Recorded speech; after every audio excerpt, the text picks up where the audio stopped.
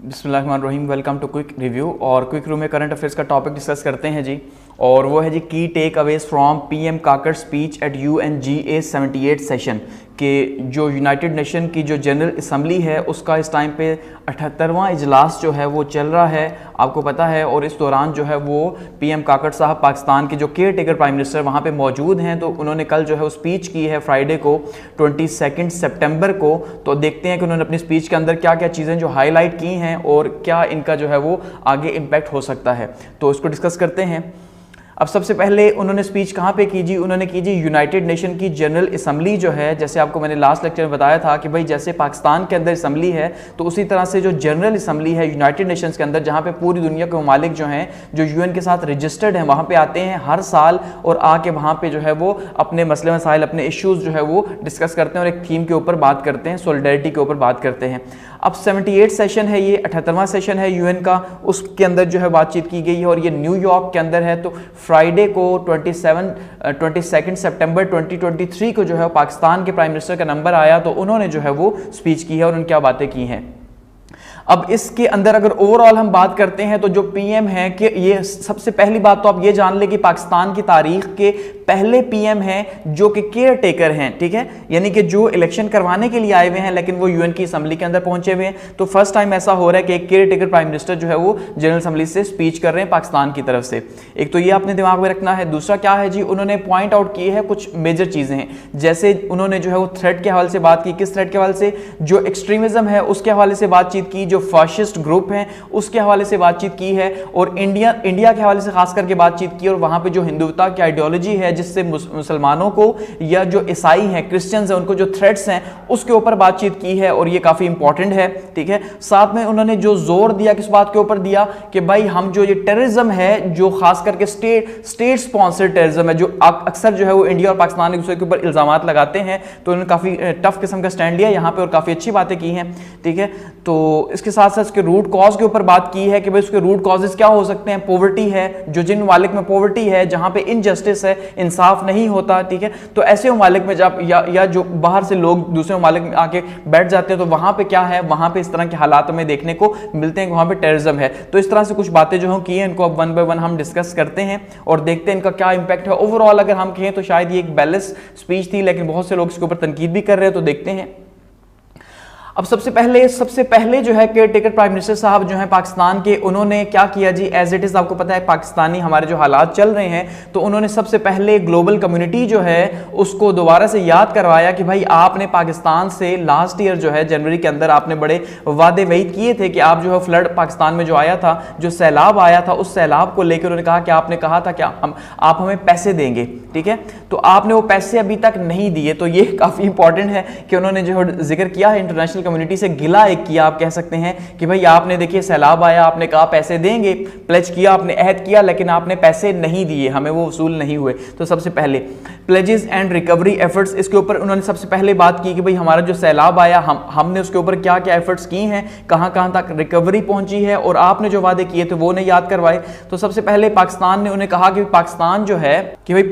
जो है उसने जो कमिटमेंट्स उससे की गई थी वो कितनी की गई थी? 10.5 बिलियन की। और इसके ऊपर आपने देखा था शहबाज शरीफ साहब जो है बहुत खुश थे, उन्होंने कहा था कि भाई बहुत जबरदस्त हो गया, पूरी दुनिया पाकिस्तान को पैसे देगी, 10.5 बिलियन पाकिस्तान के पास आ जाएंगे, तो पाकिस्तान को IMF की जरूरत ही नहीं होगी, क्योंकि उस टाइम पर IMF की डील की बात हो रही थी लेकिन IMF नहीं मान रहा था। तो 10.5 बिलियन का जो है वो अहद किया गया था रिकवरी के लिए, रिहेबिलिटेशन के लिए और रिकंस्ट्रक्शन के लिए। तो ये PM साहब ने याद करवाया और कहा कि भाई उसमें से सिर्फ 40% हमें जो है मिला है, बाकी जो है हमें नहीं मिल सका। तो ये आपने बड़ी ज्यादती की है कि 60% हमारा जो हिस्सा है, जो आपने वादा किया था वो आपने नहीं दिया। एक तो उन्हें ये याद करवाया, ठीक है। साथ में उन्हें बताया कि जो फ्लड आया था इसने एक्सेसिव डैमेज किया, बहुत ज्यादा बड़े पैमाने पर डैमेज किया, उसने काफी ज्यादा तबाही की है, और बताया है कि भाई पाकिस्तान में जो बड़ी बड़ी आफतें आई हैं उनमें से ये तीसरे नंबर पे ऐसा नुकसान था जो पाकिस्तान को काफी ज्यादा हुआ, उसके डैमेज के हिसाब से, जिंदगी जो अमवात हुई उस हिसाब से। तो ओवरऑल यानी बताया कि भाई ये काफी बड़ा फ्लड था, ये कोई नॉर्मल फ्लड नहीं था। तो आपने वादे वहीद किए लेकिन इसके बावजूद आपने जो है वो पैसे नहीं दिए, जबकि हमारे लोग जो है डिस्प्लेस हुए, उनके घर जो है उजड़ गए, और अब वो बेचारे जो है वो वैसे ही बेसर सामान बैठे हुए हैं। तो हम अपनी तरफ से कोशिश कर रहे हैं लेकिन हम उनको उस तरह से जो है वो रिलीफ नहीं दे पा रहे, क्योंकि हमारी जो जो माशी हालात हैं वो उस तरह के नहीं है। तो सबसे पहले उन्होंने क्या किया जी, उनको वादे याद करवाए इंटरनेशनल कम्युनिटी को, और ये एक अच्छा प्लेटफॉर्म है, जाहिर बात है वहीं पे याद करवाए जा सकते हैं। और साथ में बताया कि भाई हमें पैसे नहीं मिले जबकि हमारा लॉस इतना ज्यादा हो गया।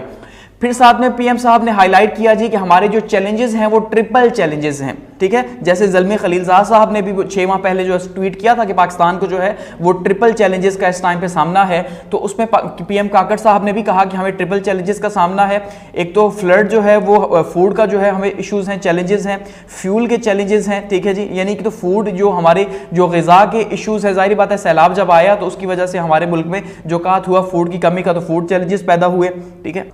और दूसरे नंबर पे फ्यूल है, आपने देखा उन्होंने हाईलाइट किया कि भाई लास्ट टाइम हमारे जो एनर्जी के बिल्स अभी अगस्त में जो आए हैं, आपने देखा कि वो किस लेवल पे आए थे, तो उसको भी हाईलाइट किया कि भाई हमारा जो फ्यूल के जो इश्यूज हैं वो बहुत ज़्यादा हैं, और फाइनेंस के इश्यूज हैं ड्यू टू कोविड के जो इम्पैक्ट हैं उसको लेके, क्लाइमेट चेंज को लेके, और इन चीज़ों को लेके हमारा जो पैसा है, यानी वो हम जो पैदा कर रहे हैं वो हमारी नीड्स ही पूरी नहीं कर रहा, तो हम कहाँ से क्लाइमेट को देखेंगे, या कोविड जैसे इश्यूज पाकिस्तान के जैसे गरीब मालिक कैसे जो है फेस कर सकते हैं। तो इन्होंने जो है वो 3 चैलेंजेस बताए हैं। तो जो ज़ल्मी खलीलज़ाद साहब ने बताए थे वो तो खैर डिफरेंट थे, इससे उन्होंने कहा था कि भाई पॉलिटिकल इंस्टेबिलिटी है, इकोनॉमिक इंस्टेबिलिटी है, और साथ में जो है वो इस्तेहकाम जो है वो पाकिस्तान के अंदर आया हुआ टेररिज्म के हवाले से, तो खैर इन्होंने जो है ये हाईलाइट किए हैं।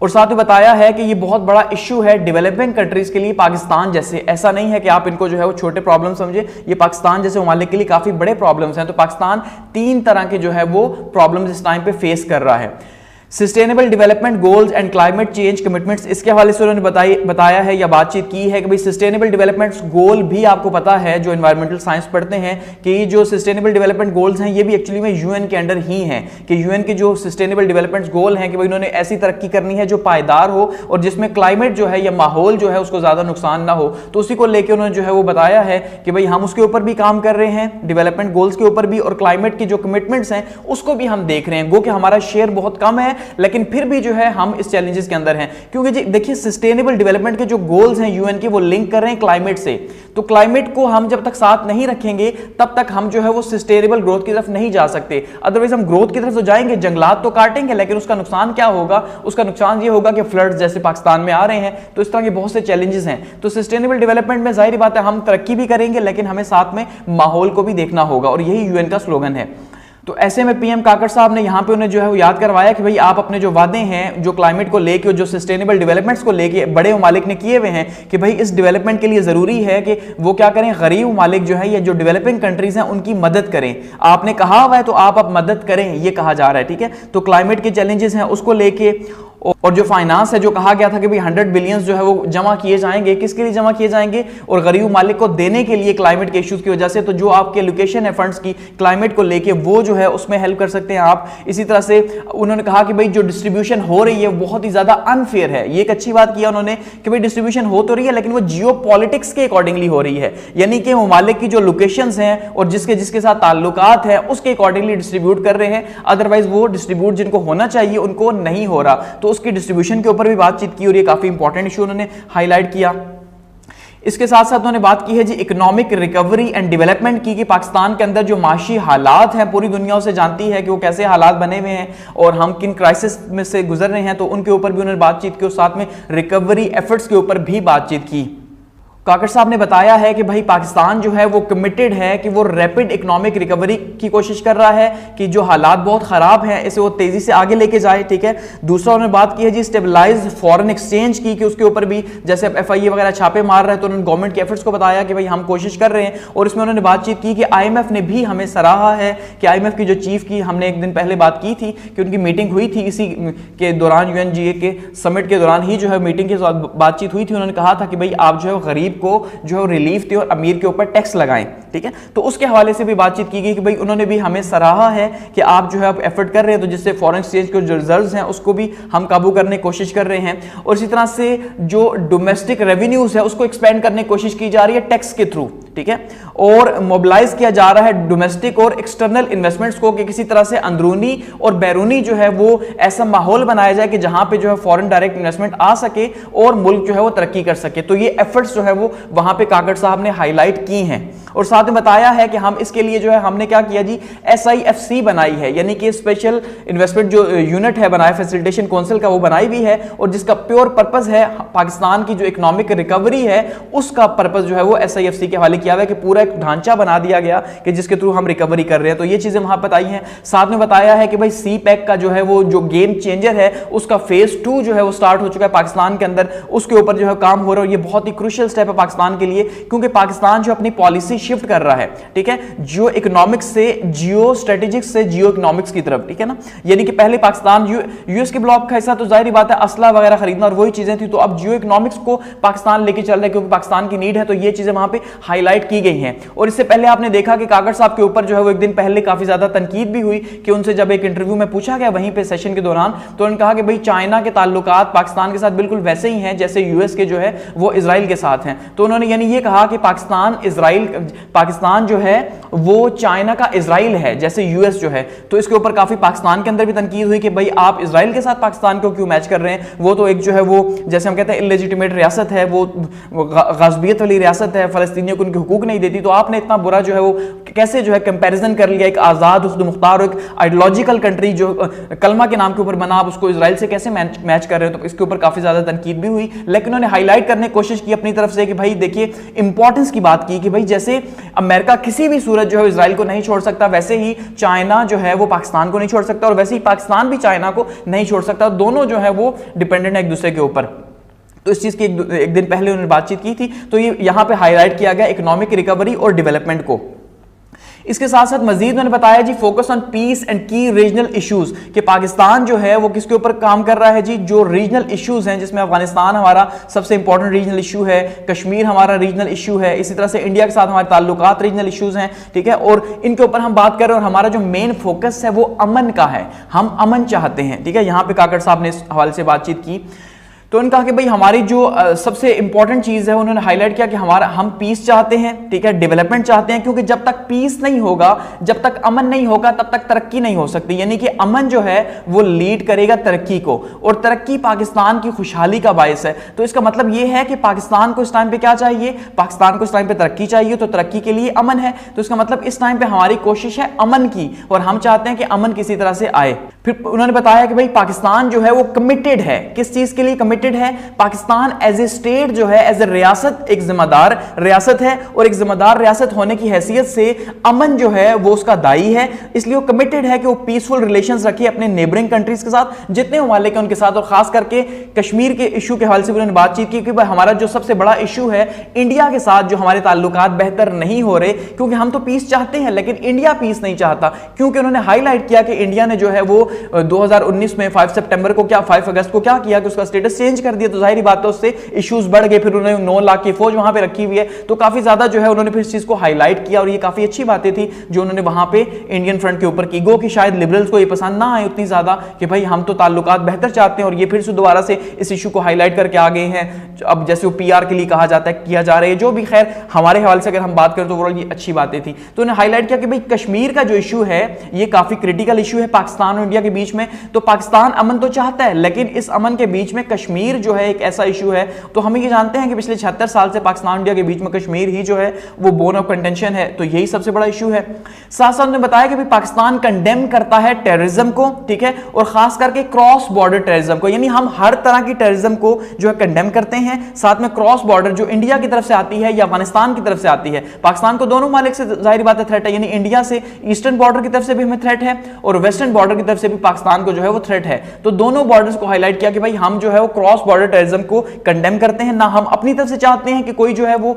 इंडिया में जाके धमाके करे या अफगानिस्तान में जाके धमाके करे, तो हम भी ये नहीं चाहते कि जैसे TTP जो है वो हमारे लिए इस टाइम पे बड़ा थ्रेट है। उन्होंने हाईलाइट किया TTP को कि किस तरह से पाकिस्तान के अंदर वो वापस आ रही है, और ये सिर्फ ऐसा नहीं है कि पाकिस्तान का इशू है बल्कि ये आलमी अमन का इशू है, ठीक है। तो ये वहां पर उन्होंने उजागर किया TTP को, इस तरह से कश्मीर के हवाले से इंडिया का जो रोल है उसको भी जो है वो किया, और साथ में कहा कि हम कोशिश कर रहे हैं कि जो ह्यूमैनिटेरियन असिस्टेंस दे सके अफगानिस्तान को वो भी जारी रखेंगे। कि अब ये एक अलग बात है कि अफगानिस्तान हमसे आगे जा चुका है, उसकी करेंसी हमसे बेहतर हो चुकी है, तो ये बात शायद वहां पे कुछ लोग हंसे होंगे, लेकिन ये है कि हम कोशिश कर रहे हैं कि हम फैसिलिटेट कर सके तालिबान की गवर्नमेंट को रिकॉग्नाइज करवाने के लिए, तो इस तरह जो है वो और इकोनॉमिक रिवाइवल रीजन के अंदर आ सके। तो ये काफी इंपॉर्टेंट जो है उन्होंने बातचीत की है यहां पे।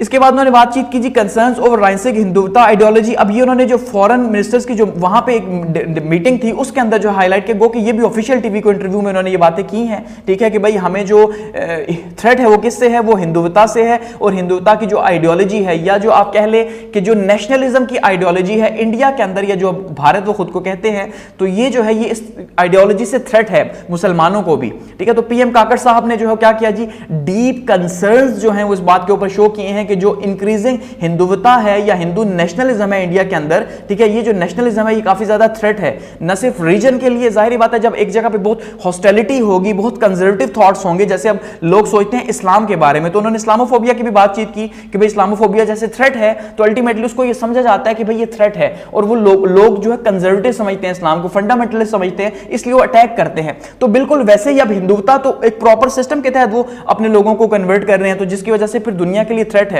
और साथ में बताया कि ये हमारे लिए थ्रेट नहीं है, ये इंटरनेशनल कम्युनिटी के लिए थ्रेट है इंडिया जो कर रहा है, ठीक है, यानी यूनाइटेड स्टेट्स के लिए भी थ्रेट है कि अमेरिका के अंदर भी इसके असरात हमें देखने को मिलेंगे। और फिर साथ में उन्होंने इससे लिंक किया, किससे लिंक किया जी, इसको लिंक किया उन्होंने आइडियोलॉजी को कि जो सिख की किलिंग हुई है कनाडा के अंदर, इसके ऊपर ऑलरेडी हम बात कर चुके हैं, हरजीत सिंह की जो किलिंग हुई है उसको लेके कि भाई वो इंडियन एजेंसी जो है उसी ने मरवाया है, और ये एक बहुत ही खतरनाक बात ऑफिशियली उन्होंने की है, खैर एक इंटरव्यू के दौरान की है, लेकिन अब ये बहुत बड़ा प्रॉब्लम है कि शायद इंटरनेशनल फोरम्स के ऊपर बगैर आप सबूत की इस तरह की बातें करना मुनासिब नहीं है। अगर आप डिप्लोमेसी के हिसाब से बात करेंगे तो शायद ये डिप्लोमेसी में ये मुनासिब नहीं है, जो उन्हें ऐसा नहीं कहना चाहिए था कि भाई इंडिया इन्वॉल्व है कनाडा के अंदर जो सिख की किलिंग हुई है, लेकिन उन्होंने खैर ऐसा कहा और काफी हार्ड लाइन ली। तो इसका मतलब ये है कि शायद इन फ्यूचर हमें पाकिस्तान और भारत के बीच में कुछ तरह से रिलेशन देखने को ना मिले इस बात को लेकर, क्योंकि ऑलरेडी भारत जो है वो उसके ऊपर काफी ज्यादा प्रेशर है, और प्रेशर किस मुमालिक की तरफ से है, यूएस की तरफ से भी है, अमेरिका भी ये बात कह रहा है, कनाडा भी ये बात कह रहा है, यूके भी ये बात कह रहा है कि भाई आप जो है कोऑपरेट करें भारत को, क्योंकि जाहिर बात है ये सारे ममालिक एक ही हैं, ठीक है, वेस्टर्न ब्लॉक, तो ये अब इनके ताल्लुकात तो भारत के साथ हैं, लेकिन फिर भी अब इन्हें पता है कि इन ममालिक में अगर आज कनाडा के अंदर एक कत्ल हुआ है तो कल को ये यूएस के अंदर भी कत्ल कर सकते हैं, तो वो तो अपने शहरियों को बहुत प्राइम रखते हैं, तो भारत ने अब कत्ल तो करवा दिया लेकिन ये काफी थ्रेट है। तो इसी को लेके प्राइम मिनिस्टर साहब ने बात की कि भाई ये जो आइडियोलॉजी है इसी आइडियोलॉजी का नतीजा है कि ये जो कनाडा के अंदर किलिंग हुई है। तो यानी उन्होंने कत्ल जो है इसको किससे लिंक किया,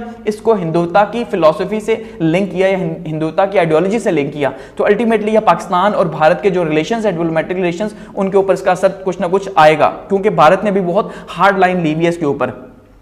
appeal for peaceful relations with India, इसके साथ साथ उन्होंने जो है वो अब ये सारी बातें करके तो साथ में अपील भी कर दी है कि हम ये चाहते हैं कि हम जो है वो क्या करें जी, पीसफुल जो है वो हालात रखें इंडिया के साथ, तो हमारे ताल्लुकात जो है बेहतर हों, हम ये ख्वाहिश रखते हैं।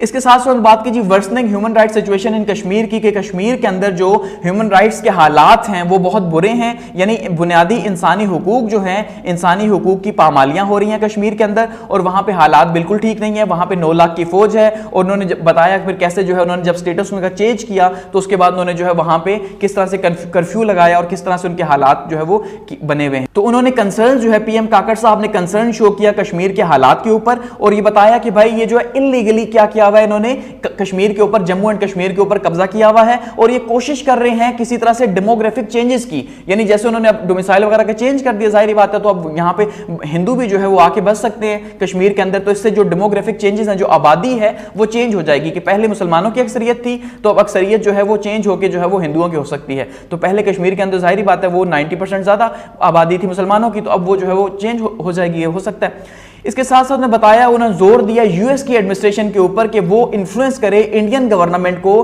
कि भाई वो पीसफुल रेजोल्यूशन की तरफ जाएं, और पीसफुल रेजोल्यूशन यही है कि जो यूएन ने जो करारदादें पास की हुई हैं कि भाई जो कश्मीरी हैं उनसे पूछा जाए। तो खैर अब कश्मीरियों से पूछा जाएगा तो उन्होंने पाकिस्तान के साथ भी नहीं रहना अब, क्योंकि वहां पे सेंटीमेंट्स या चीजें चेंज हो चुकी हैं बहुत ज्यादा पिछले 5-10 साल के अंदर, तो अब तो बहुत चीजें बदल चुकी हैं। तो पाकिस्तान अपने लिए क्या कर पा रहा है उनके लिए करेगा। तो खैर उन्होंने एक इशू जो है वो हाईलाइट किया और कश्मीर को दोबारा से बोन ऑफ कंटेंशन बताया। साथ में बताया जी commitment to robust relations with major powers, के पाकिस्तान जो है वो कमिटेड है जो बड़ी ताकतें हैं उनके साथ जो ताल्लुकात हैं उन ताल्लुकात को बेहतर बनाने के लिए। पाकिस्तान चाहता है जो सुपर पावर्स हैं, यूएस है, अमेरिका है, चाइना है, उनके साथ बैलेंस बना के रखे। ये काफी इंपॉर्टेंट है, ठीक है, ये काफी, जैसे मैंने कहा कि उन्होंने साथ में लिंक भी किया चाइना का कि भाई जैसे उनके लिए जो है वो पाकिस्तान है, वैसे ही यूनाइटेड स्टेट्स के लिए इजराइल है। तो पीएम काकड़ साहब ने रीअफर्म किया पाकिस्तान की कमिटमेंट को, फिर से जो है वो बताया कि हम ये चाहते हैं कि हम एक बैलेंस रिलेशंस रखें, ठीक है, क्योंकि हम एक बैलेंस फॉरेन पॉलिसी की तरफ जा रहे हैं। जाहिर बात है जियो स्ट्रेटेजिक से हम जियो पॉलिटिक्स की तरफ जा रहे हैं, इकोनॉमिक्स की तरफ जा रहे हैं। तो जब हम जियो इकोनॉमिक्स की तरफ जाएंगे तो चीजें बदल जाएंगी, क्योंकि स्ट्रेटेजिकली तो हम फिर वेस्टर्न ब्लॉक के साथ थे, लेकिन अब जब हम इकोनॉमी को देखेंगे तो हमें चाइना की तरफ जाना पड़ेगा, उसके साथ भी बैलेंस। तो फिर हम चाइना से भी उतना ही फायदा हासिल करना चाहते हैं जितना यूएस से हासिल करना चाहते हैं। तो यहां पे बैलेंस बहुत ज्यादा जरूरी है। तो यही बात मैंने बताई है कि भाई हम यूनाइटेड स्टेट्स के साथ बोथ और साथ में चाइना के साथ भी जो है वो चाहते हैं कि हम एंगेज हों और दोनों के साथ जो है हम आगे बढ़े। और साथ में उन्होंने हाईलाइट किया कि अब ये वो जमाना नहीं है 20वीं सेंचुरी का जहां पे कोल्ड वॉर हो, ठीक है, यानी अब सर्द जंग का जमाना नहीं रहा। और ना ही उन्होंने बताया कि भाई ना ही यूएस और चाइना के बीच में किस तरह की चीज होनी चाहिए, ना ही हम ये चाहते हैं कि हम किसी ब्लॉक पॉलिटिक्स का हिस्सा हो। हम चाइना के साथ भी जाना चाहते हैं, यूएस के साथ भी, तो एक बैलेंस चाहते हैं ताकि हम वो पुराना जो कैंप पॉलिटिक्स है उससे बाहर आ सके। तो ये मैं समझता हूं कि ये सबसे इंपॉर्टेंट या मास्टर स्ट्रोक है कि उन्होंने वहां पे बैठ के हाईलाइट कर दिया कि हम एक बैलेंस अप्रोच चाहते हैं और हम चाइना को किसी सूरत नहीं छोड़ सकते हम साथ में, लेकिन यूएस को भी नहीं छोड़ सकते, उसको भी साथ लेके चलेंगे। तो ये काफी इंपॉर्टेंट बात उन्होंने जो है वो कही है केयरटेकर प्राइम मिनिस्टर साहब ने। इस साथ साथ उन्होंने हाईलाइट किया पाकिस्तान का, ठीक है, कि भाई वो जो पाकिस्तान जो लिंक करता है उसकी पाकिस्तान की जो खुशहाली है, क्योंकि पाकिस्तान ये सोचता है कि पीस उसके लिए इंपॉर्टेंट है, स्टेबिलिटी उसके लिए इंपॉर्टेंट है, इकोनॉमिक प्रोस्पेरिटी इंपॉर्टेंट है, सोशल डेवलपमेंट इंपॉर्टेंट है, और किसके अंदर, पाकिस्तान के लिए और साथ में इस रीजन के लिए। तो वो तब भी होगा जब हम एक बैलेंस अप्रोच के तहत चलेंगे। तो ये जो काकड़ साहब ने हाईलाइट किया इंटरनेशनल रिलेशंस के अंदर, ये काफी ज्यादा इंपॉर्टेंट है कि भाई हम बैलेंस अप्रोच के साथ जाना चाहते हैं, क्योंकि इससे पहले शायद ये तासुर था कि पाकिस्तान वेस्टर्न ब्लॉक की तरफ जा रहा है और यूक्रेन वॉर का भी हिस्सा है, लेकिन कि ये अलग बात है कि हम यूक्रेन वॉर को असला भी दे रहे हैं और सब कुछ हो रहा है। तो ऐसे में क्या हम जो है वो हो सकते हैं कि नहीं। जैसे आपने देखा एक न्यूज जो है लीक हुई है 2 दिन पहले कि आईएमएफ जो है उसको अमेरिका ये कह रहा है कि हमने जो है आईएमएफ को कहा था कि पाकिस्तान को बेल ऑफ पैकेज दे, किसके बदले में, इसके बदले में कि यूक्रेन को हथियार दें। तो ये काफी एक सेंसिटिव किस्म का इशू है, इसके ऊपर मैं डिटेल से बात नहीं करूंगा क्योंकि, लेकिन ये एक इशू है जो जिसको हाईलाइट किया गया है। तो यहां पे एक बैलेंस अप्रोच की बात की जा रही है। एफर्ट्स टू कम्बैट टेररिज्म, इसके साथ उन्होंने बात की कि भाई हम जो दहशतगर्दी है, क्योंकि वो हमारा मसला है, जाहिर बात है, और हम इससे सबसे ज्यादा मुतासिर हुए हैं, तो इसलिए हम चाहते हैं कि दहशतगर्दी जो है उसको हम जो है वो जड़ से खत्म करें, उसकी जो रूट कॉजेज हैं उसको खत्म करें। तो पीएम काकड़ साहब ने एक्सप्रेस किया, क्या किया जी, उन्होंने कंसर्न शो किया कि जो दोबारा से रीसर्जेंस हो रही है टेररिस्ट ग्रुप्स की, जिसमें खास करके टीटीपी को उन्होंने हाईलाइट किया कि भाई पाकिस्तान के लिए दोबारा से इसके ग्रुप्स जो है सामने आ रहे हैं। तो ये एक थ्रेट है, सिर्फ पाकिस्तान के लिए थ्रेट नहीं है, बल्कि ये रीजन के लिए थ्रेट है, और ये ग्लोबल जो अफेयर्स है, यानी ग्लोबली जो है उसके लिए भी एक थ्रेट है, उसकी सिक्योरिटी के लिए थ्रेट है, ठीक है। तो उसकी बताया कि भाई ये जो इसका जो असर है वो बहुत ज्यादा है, इसकी ग्रेविटी बताई, इसकी डेप्थ बताई कि भाई ये कोई आम बात नहीं है कि आप कहें कि टीटीपी पाकिस्तान के अंदर है तो कोई इशू नहीं, ऐसा नहीं है। हम भी एक न्यूक्लियर स्टेट है, जाहिर बात है, हम भी अगर डिस्टेबलाइज होंगे तो इसका असर तो दुनिया के ऊपर आएगा, जैसे अफगानिस्तान है। तो इसलिए यहां बताया कि भाई इनकी जो सेव वेपन्स है वो अफगानिस्तान के अंदर है और हम कोशिश कर रहे हैं कि किस तरह से इसको रोका जा सके। तो उन्होंने कहा कि इंटरनेशनल कम्युनिटी जो है अब इसको यूनिटी को जो है वो यकीनी बनाए और साथ में कोशिश करे कि किसी तरह से इस इशू में अफगानिस्तान की हेल्प की जाए ताकि वहां पे स्टेबिलिटी आए और ये जो टेररिस्ट ग्रुप है वहां से निकल सके, क्योंकि जब तक अफगानिस्तान स्टेबल नहीं होगा तब तक वहां से ये दहशतगर्दी नहीं जा सकती और पाकिस्तान से भी नहीं जा सकती। फिर बताया जी collaborative efforts for regional stability, कि भाई हम जो है वो कोशिश कर रहे हैं और मजीद भी हम ये चाहते हैं कि भाई जो अमेरिका है वो डायरेक्टली एंगेज हो, किस चीज के अंदर, यूएस एंगेज हो अफगानिस्तान की गवर्नमेंट के साथ, कि अभी तक तो तालिबान की गवर्नमेंट को किसी ने रिकॉग्नाइज नहीं किया, अब चाइना जो करने जा रहा है शायद, ठीक है, जैसे एम्बेसडर्स ने अपॉइंट किया है अपना किया है। तो ऐसे में अब इन्होंने जो है काकड़ साहब ने इस बात को हाईलाइट किया कि यूएस को अब ऐसा नहीं है कि आप ये कहें कि जो है वो हम निकला है वहां से तो अब हमारा वहां इंटरेस्ट नहीं है। अगर आप ये चाहते हैं दुनिया के अंदर अमन हो तो आपको अफगानिस्तान के साथ मिलकर काम करना पड़ेगा, और ये एक हकीकत भी है जो उन्होंने वहां पे हाईलाइट किया। तो इससे जो है वो काफ़ी चीज़ें हमें सामने मिल रही हैं कि भाई हमारी प्रायोरिटीज़ क्या है, कि वाकई में पीस हमारी प्रायोरिटी और हम चाहते हैं कि वहाँ पे इंगेज किया जाए। साथ में उन्होंने बताया कि भाई जो औरतों के हुकूक हैं अफगानिस्तान के अंदर उनके ऊपर भी काम करने की ज़रूरत है, क्योंकि उनके साथ भी कोई मुनासिब नहीं हो रहा। तो इन चीज़ों को हाईलाइट किया गया वहाँ पर, और तभी टेररिज्म भी ख़त्म होगा जब हम वहाँ पर काम करेंगे। तो इन चीज़ों को हाईलाइट किया। तो एट द एंड अगर हम इसको कंक्लूड करें, इस पूरे के पूरी जो यूनाइटेड नेशन की जो जनरल असेंबली की स्पीच है, ठीक है, तो मैं समझता हूं कि ये काफी ज्यादा बैलेंस, वेल बैलेंस्ड आप कह सकते हैं, बैलेंस नहीं वेल बैलेंस्ड एक स्पीच है, और इसमें काफ़ी अच्छी बातें की गई हैं और ये वेल रिटन है। जिसने भी ये स्पीच लिख के दी है उसने हालात के तनाजुर में इस टाइम पे, क्योंकि पाकिस्तान के ऊपर अल्टीमेटली इंटरनली बहुत ज़्यादा प्रेशर है कि हम जो है वो वेस्टर्न ब्लॉक का हिस्सा है, लेकिन इन चीज़ों से इसका तासुर कम होगा। और साथ में ये है कि एक जो